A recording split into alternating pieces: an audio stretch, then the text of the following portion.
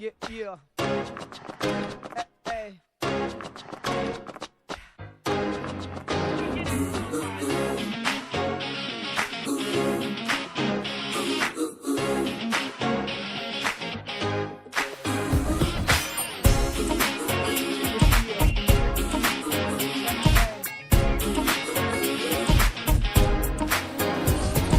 कोई कोई आंखों में जो मीठे मीठे सपने क्या ये दिल करे, पहले पहले दिन की ये नई नई सुबह आओ चल करे, गम को चबाते जाए सबको बताते जाए अपनी हसरतें, यार मत भूले जगह है ये बड़ी कुल, सुनो सुनो जरा लेट मी से, भूलेंगे हम तो नहीं सोचेंगे हम भी कभी, स्कूल के ये दिन सभी आएंगे ना, ना ना ना ना, सीखेंगे हम ये यही है क्या गलत क्या सही, स्कूल के ये दिन सभी आएंगे ना, ना ना ना ना, आएंगे ना,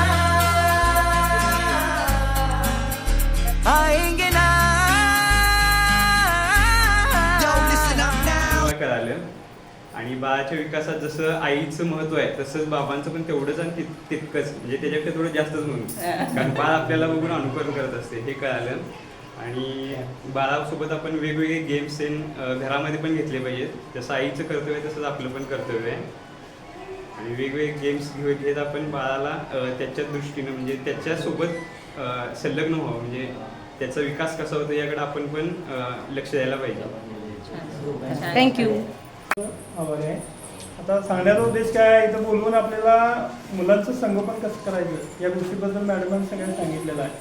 मुलं जन्मताच हे असतात असे नाही, त्यांना आपण कसं नॉलेज देत म्हणजे त्यांना जसं शिक्षण देत राहतो त्या पद्धतीने ते आपल्या त्या हावभावानं त्यांच्या त्या त्यांचं ते हे होत असते.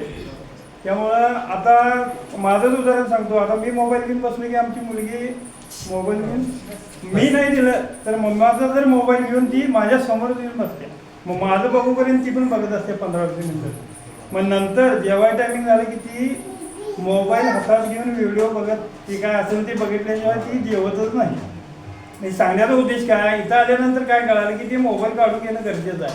त्यांच्यासोबत बसून त्याला काहीतरी म्हणजे दुसरं काहीतरी खेळ कुठलं तर उपक्रम काहीतरी सांगून करून त्यांच्याकडनं हा सगळं बदल घडवून आणणं गरजेचं आहे.